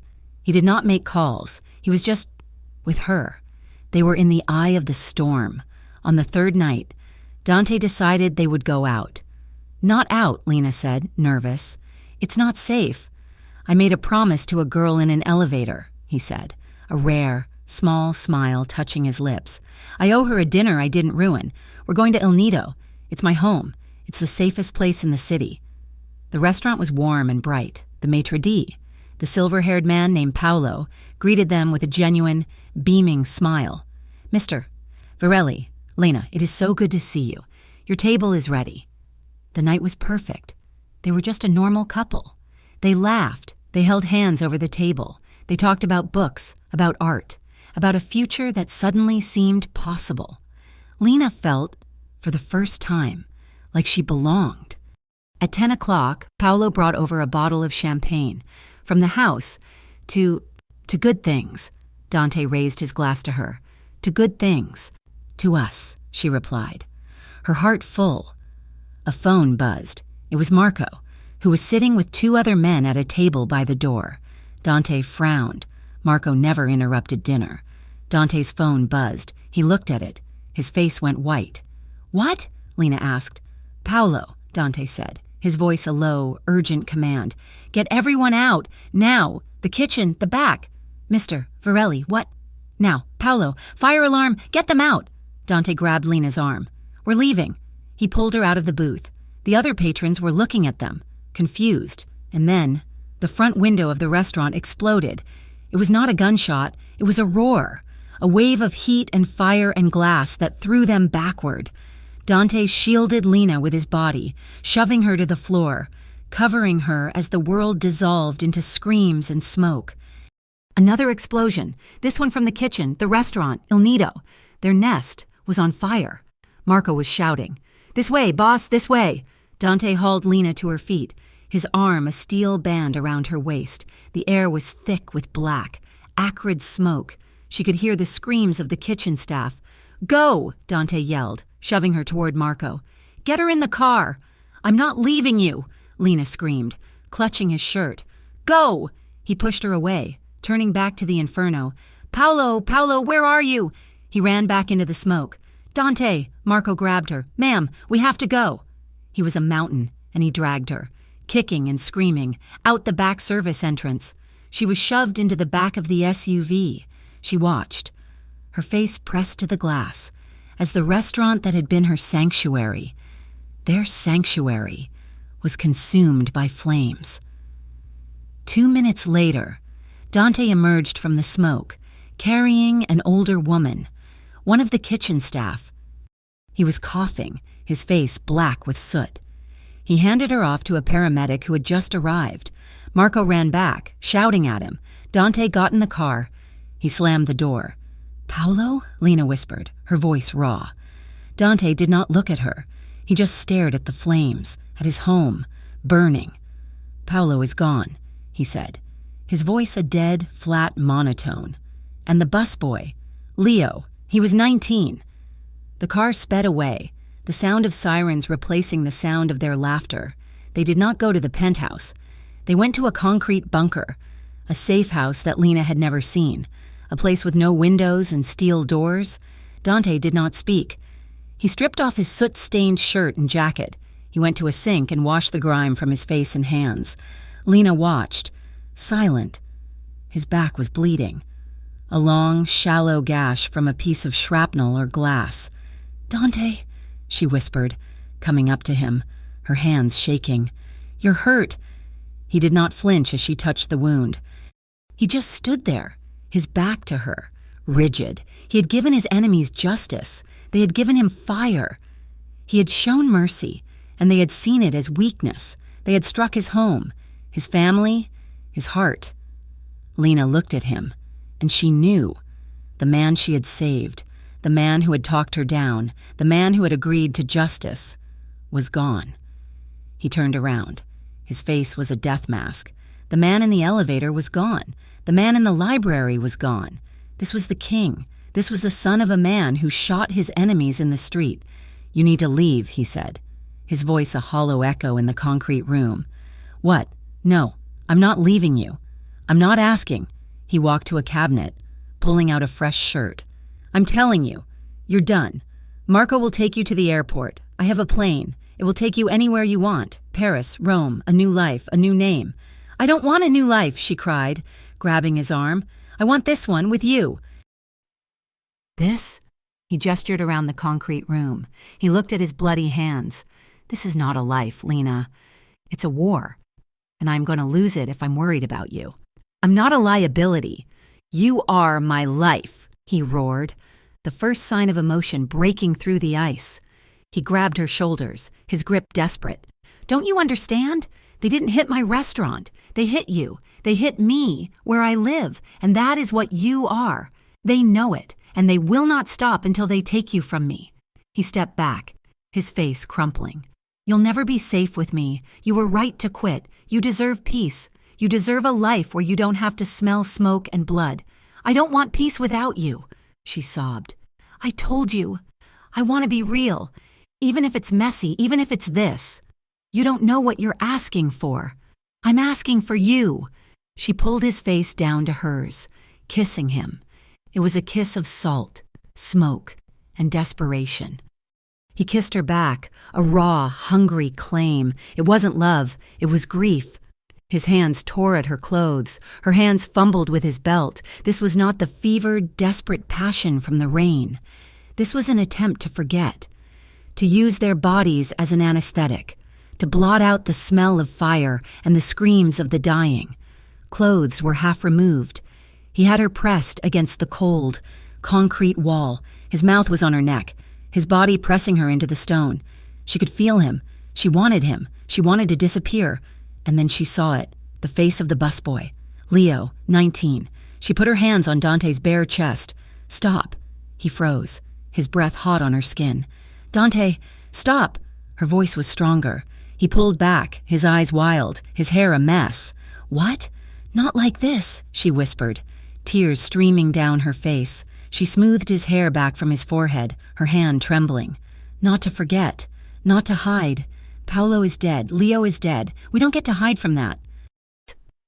The animal in his eyes retreated. The raw, human pain took its place. He looked at her, and the king broke. He slid down the wall, pulling her with him. They landed on the cold concrete floor, a tangle of half-dressed limbs and raw hearts. He buried his face in her lap, and his body was racked with a single, silent, tearless sob. Lena just held him. She stroked his hair. She rocked him. She did not speak. She did not offer comfort. She just stayed. They held each other on the floor. Two broken people in a bunker, the world burning outside. The next morning, Lena woke up on a cot. He was standing over her, dressed in a clean, black suit. Marco is waiting, he said. I'm not going, she said, sitting up. I know. He handed her a cup of coffee. We're going, both of us. Going where? To a war? To the coast. He ran a hand over his face. He looked 10 years older. I'm handing over the reins to Marco, just for a week. He knows what to do. He'll handle the immediate fallout and us. We're going to a beach house my father built. No phones, no soldiers, no violence. He looked at her, his eyes raw. I need a minute, Lena, just 1 minute, where I'm not the boss, or I am going to burn this entire city to the ground, and I'm going to become the man you hate. He held out his hand. Just us, she said. Just us? She took his hand. 2 hours later, they were in an old, unmarked sedan, driving south, no security, no SUV, just Dante and Lena, and the open road. They spent 2 nights in a small, weathered house on stilts, overlooking a gray, angry ocean. They did not talk about the fire. They did not talk about the future. They cooked. They walked on the cold sand. She watched him stare at the ocean for hours, the wind whipping his hair. On the second night, she found an old radio in the kitchen. She found a station, a crackle of static and a slow, old song. She walked over to him where he stood by the window and held out her hand. What? He asked. Dance with me. He looked at her hand, then at her face. A small, broken smile touched his lips. He took her hand. They slowly danced in the small, dusty kitchen, their bare feet on the cold linoleum. She rested her head on his chest, his arms wrapped securely around her. They didn't speak. They just swayed to the music. 2 survivors in a quiet house by the sea, healing. The peace of the coast was a borrowed thing, a breath of clean air held in the lungs before a deep, toxic dive. The drive back to Brookhaven was silent, but it was a different silence than before. It was not the silence of strangers, nor the silence of anger. It was the heavy, charged quiet of 2 soldiers returning to a war zone, their rifles loaded. Dante's hand rested on the center console. Lena placed hers over it. He laced his fingers with hers. He did not take his eyes off the road. They had been back for 1 week. The city was a wounded animal, quiet and licking its wounds. But the tension was a fever. Finney and his crew had gone to ground after the firebombing. But it was not a retreat. It was a preparation. Dante's name, his authority, had been challenged. His choice to hand Tyler over to the Federals, rather than putting a bullet in his head, had been broadcast through the underworld as a sign of weakness. The fire at Il Nido was the first consequence. Paolo and Leo were the first casualties. Dante was not the man who had left for the coast. He was quiet. He was cold. He was calculating. He worked from the penthouse, his meetings constant and low-voiced. He moved his men around the city like chess pieces. He was rebuilding his fortress, not just of steel, but of fear. Lena stayed with him. She was no longer a guest. She was a presence. She sat in the library, not reading art books, but reading the reports Marco brought him, learning the names, the front companies, the supply chains. She learned his world, not to judge it, but to understand it. "You don't have to do this," he said to her one night, finding her at his desk at 3 a.m, a map of the city's shipping lanes spread out before her. "If they're coming for you, they're coming for me," she said, not looking up. "I'm not going to be the weak link. I'm not going to be the damsel. I need to know the battlefield." He looked at her, the woman who had been afraid of a man raising his voice, and he felt a surge of pride so fierce it almost hurt. He kissed the top of her head. "You are anything but weak." But her strength, her newfound confidence, made her reckless. She was tired of the fortress. She was tired of the glass walls, of Marco and his shadow. On a bright Tuesday morning, she decided she needed air. She needed to feel the pavement under her feet. She needed to see Tasha. Dante was in a meeting. She slipped out. She told Marco she was going to the lobby to pick up a package. She took the private elevator down, but instead of waiting, she walked straight out the front doors. The sunlight was blinding. The noise of the city was a chaotic symphony. She pulled her coat tight and started walking, her heart pounding with a forbidden, exhilarating freedom. She was just a woman walking to a coffee shop. She made it 4 blocks. She was waiting at a crosswalk, a smile on her face, when the black van screeched to a stop beside her. It happened too fast to scream. The side door slid open. 2 men, masked and brutal, grabbed her. One hand covered her mouth. The other seized her waist. She was a doll, light and easily taken. She fought, she kicked, she bit the hand over her mouth, drawing blood. "She's a biter, this one," the man grunted. A sharp, stinging pain exploded on the side of her head. Not a fist, a slap, enough to disorient her. A black bag, smelling of oil and burlap, was shoved over her head. The world went dark. She felt herself thrown onto a cold, metal floor. The van doors slammed. The vehicle peeled out, throwing her against the wall. She did not cry. She did not scream. She regulated her breathing, just as Dante had taught her in the elevator. "Find your dashboard." "Lena, the drive was long, maybe 30 minutes, with sharp, jarring turns." When the van finally stopped, she was dragged out, half carried, her feet stumbling. She heard a heavy, metal door groan open. She was thrown onto a concrete floor. She heard the door slam again, the heavy thud of a bolt, then silence. She lay there for a long time, her heart a trip hammer. She strained her ears. Water dripped, slow and rhythmic.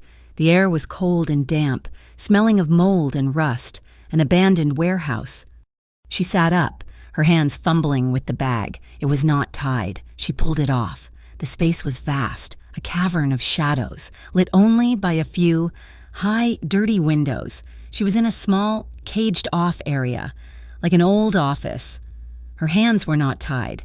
"You're not going to tie me up," she called out, her voice echoing in the huge space. A slow, mocking clap came from the shadows. A man stepped forward. It was Finney, the red-faced, drunken man from the restaurant. He was not drunk now. His eyes were cold, sober, and full of hate. "The little bird," he said, his voice a sneer. "Why tie you up? Where are you going to go?" He gestured to the 2 armed men behind him. "Besides, we want you to be comfortable for the guest of honor." "Dante will kill you for this," Lena said, her voice low. "Dante," Finney spat. "Dante is weak. He's soft. He let your little boyfriend, Tyler, go to the cops. He thinks he can run this city on mercy?" He laughed. "He took my business. He insulted my family. And now he's going to watch while I take what he loves." He snapped his fingers. "You know, you're right. Let's tie her up. But make it pretty." One of the men grabbed her. She fought, but he was a professional. He slammed her back against a steel support pillar, her head cracking against the metal. The world flared white for a second. He tied her wrists to the pillar, pulling the ropes cruelly tight.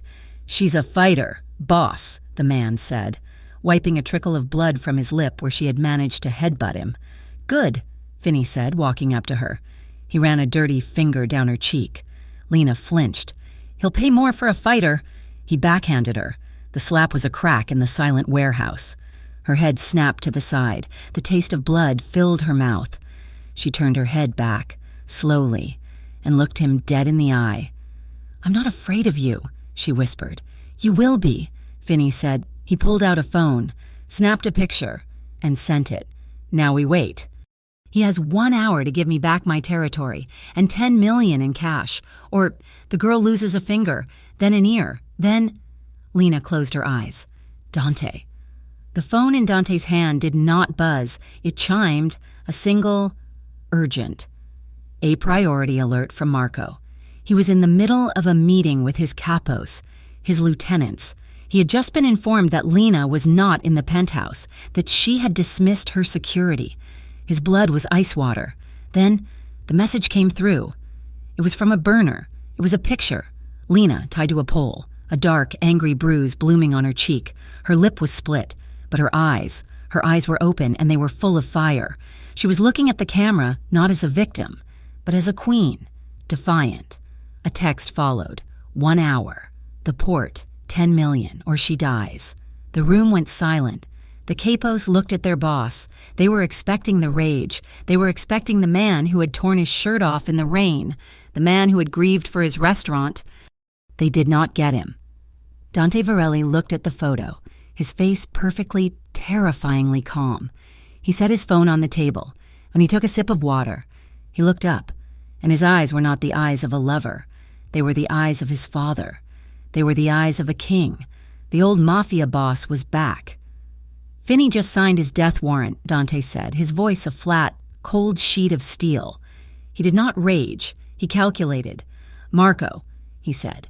They're at the port. They said the port. They're not at the port. They're in the old tannery district, Warehouse 7. The one Finney's uncle used to own. He's sentimental. Get me a thermal overlay. Now. Antonio, you take 10 men. You block the sewer access. They'll run for the tunnels. Ricardo, you take the east perimeter. Snipers on the roof of the adjacent building. I want every exit covered. No one, he said, his voice dropping, goes in before I do. And no one shoots at Warehouse 7 until I have her. Is that clear? The men nodded. They moved, not with panic, but with the deadly, quiet efficiency of a predator. Boss, Marco said, holding up a tablet, the weather is hot, at least a dozen men inside. 2 on the roof. Take them out, Dante said. Silent. He stood, putting on his jacket. He checked the clip on the firearm that Marco handed him. Dante, Marco said, his voice low. This is a trap. He wants you there.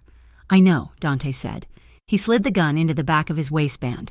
He's expecting a negotiator. He's getting a monster.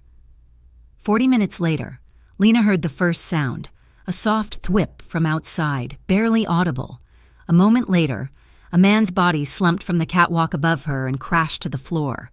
Finney and his men spun, their guns raised. What the hell was that? He's early!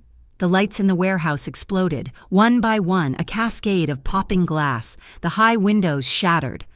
The room was plunged into darkness, lit only by the green, watery emergency exit signs. He's here! Finney screamed, and his voice was not a taunt. It was a panic. Find him! Find him! Gunfire erupted, but it was not a battle. It was an execution. Muzzled flashes from the shadows. Men screamed. They were not screaming in pain. They were screaming in terror. They were being hunted. Lena pressed herself against the pillar, the ropes biting into her wrists. She heard a man cry out, and then a heavy, wet thud. The warehouse went silent. The silence was worse than the gunfire. Come on out, Varelli, Finney yelled, his voice cracking. He was holding a gun, and he pressed it to Lena's head. Show yourself, or I swear to God, I'll paint the pillar with her. A bad move, Finney.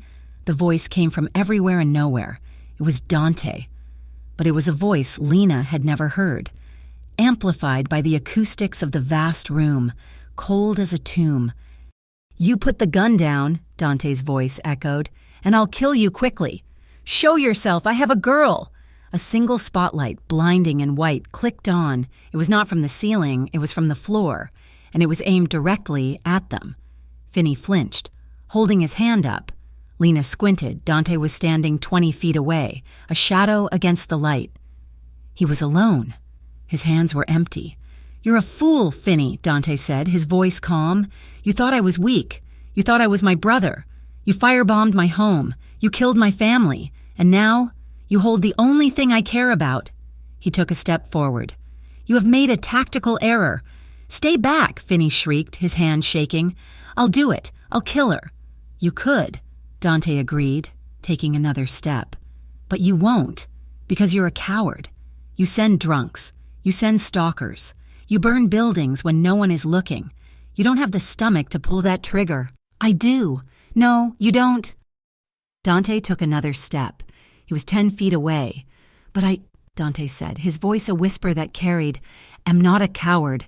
He moved. It was not a roll or a dive. It was a blur, faster than Lena could track. He had crossed the remaining space. Finney tried to pull the trigger. Dante's hand shot out. Not for the gun, but for Finney's wrist. There was a sound, a sickening, wet snap. Finney screamed, a high-pitched, agonizing sound. The gun clattered to the floor. Dante did not stop. His other hand came up, grabbing Finney by the throat. He slammed him against the steel pillar, right next to Lena. This, Dante snarled, his voice a low, terrifying growl, is for Paolo. This, he slammed Finney's head against the steel, is for Leo. And this, he slammed him again, is for her. Dante, Lena screamed. He was going to kill him, right here. He was going to break his promise. Dante froze. His hand was still on Finney's throat, the man's face a dark, purplish red. He was shaking, not with rage, but with a terrible, seismic effort at control. He looked at Lena. He saw her eyes, terrified not of him, but for him. He let out a ragged breath. He released Finney, who slumped to the ground, gagging and unconscious. Dante turned to Lena. His hands were shaking. He pulled a knife from his boot and, with one clean slice, cut the ropes. She was free. She did not wait. She did not hesitate. She fell into his arms, her body collapsing against his, her hands fisting in his jacket. You came, she sobbed, the tears finally coming, a flood of terror and relief. You came. Dante's arms wrapped around her, pulling her off her feet, lifting her as if she weighed nothing. He buried his face in her hair, his body trembling. I'd burn the city for you, he whispered, his voice thick and broken. I'd burn the whole world. He carried her out of the warehouse as his men, led by Marco, flooded in, securing the scene, cleaning up the mess. He did not take her to the penthouse. He took her to the hospital. She was in a private room, a doctor, one who did not ask questions and whose silence had been bought and paid for, stitched the cut on her lip and bandaged her bruised ribs. Dante did not leave her side. He stood in the corner, his suit jacket off, his sleeves rolled up, watching. He was covered in blood, Finney's, not his. When the doctor left, he came to her. He sat on the edge of the bed. He just looked at her, his eyes tracing the new, angry bruise on her cheek, the stitches on her lip. I'm sorry, he whispered. This is my fault. I brought this to you. Lena reached up, her hand trembling. She touched his face, her fingers grazing his stubble. The face of the man who had just dismantled an entire crew for her. No, she whispered, her voice hoarse from the dust. I'm not afraid anymore. He looked at her, confused. I was always afraid, she said. Afraid of Tyler, afraid of you, afraid of this world. Afraid of the dark in the elevator. She gave him a small, painful smile. But you were right. You just have to find your dashboard. And you're mine. She pulled his face down to hers. I'm not afraid of the dark. Not when you're in it with me. He kissed her. So gently it was a prayer. A soft, chaste press of his lips to hers, terrified of breaking her. In the quiet after the storm, they sat on the balcony of the penthouse. It was dawn. The city was a pale, gray and pink watercolor. Waking up, a clean, sterile bandage had been applied to Lena's cheek. Dante had a fresh, white shirt. They were just breathing. She was curled up on his lap, his arms around her, a blanket over them both. He's gone, Dante said, his voice quiet.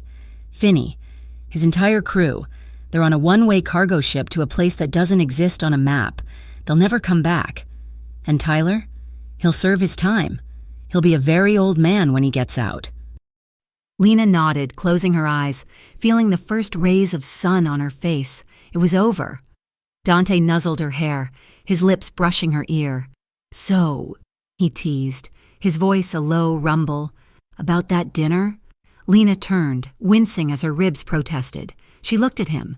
The king, the monster, the man, all rolled into one, and he was hers. She laughed. It was a raw, scratchy sound, and it hurt, but it was a laugh. "I said yes once," she whispered, her bandaged lip making it hard to smile. "I suppose I can say it again." Epilogue 1 year later. The restaurant, Il Nido, was reborn. It was not the same. It was brighter. It was more open. The dark, shadowed wood had been replaced with warm, cherry finishes and soft, golden light. There was a new, framed photo near the entrance, a picture of a smiling, 19-year-old boy named Leo, Lena Moore, or rather, Lena Varelli, as the press had dubbed her, though the wedding was still a month away, walked through the dining room. She was not a guest. She was the co-owner. She carried a tablet, her hair was up in a professional, severe knot, and she was arguing, good-naturedly, with the new maitre d'. "We're not seating the Callahans by the window," she said, her voice firm. "They're loud, and they'll bother the senator. Put them in the alcove, the one Dante likes. Yes, Mrs. Varelli. It's still Miss. More for another month," she said, but she was smiling. Dante was upstairs, in the new office. They were supposed to be having their own dinner, a quiet one. Before the rush, she went to the private elevator, the one that led to the office. She stepped in, pressing the button. The doors slid shut. The car moved, and then, with a soft, hydraulic sigh, it stopped. The lights flickered and went out, a moment of pure, black silence. Then, the emergency lights clicked on, bathing the small, mahogany and brass box in a familiar, yellowish-green glow. Lena stood in the center of the car. She did not panic. She did not gasp for air. She looked at her reflection in polished brass. She saw the woman she was, the sharp, confident cut of her new suit, the engagement ring on her finger that was probably worth more than her entire old apartment building, the small, faint, silvery scar just at her hairline from where Finney's man had slammed her head. A ding came from the intercom. Dante's voice. A low, familiar rumble came through the speaker. "You know," he said, and she could hear the smile in his voice, "I'm beginning to think this building has a design flaw." Lena leaned her head back against the wall, a slow, wide smile spreading across her face. "I don't know," she said, looking up at the speaker. "I think it's my favorite feature." She heard his soft laugh. "I'll be right down, but it might take me a minute or 40. "Take your time," Lena said, settling in. "I'm right where I'm supposed to be. Thank you for listening to this Mafia Romance story. We would love to know where you are listening from, so please drop a comment and say hello. If you enjoyed this story, be sure to subscribe to Mafia Romance Stories so you never miss a new chapter. Let us know what you thought of Lena and Dante's journey, in English, in the comments below. We read every one.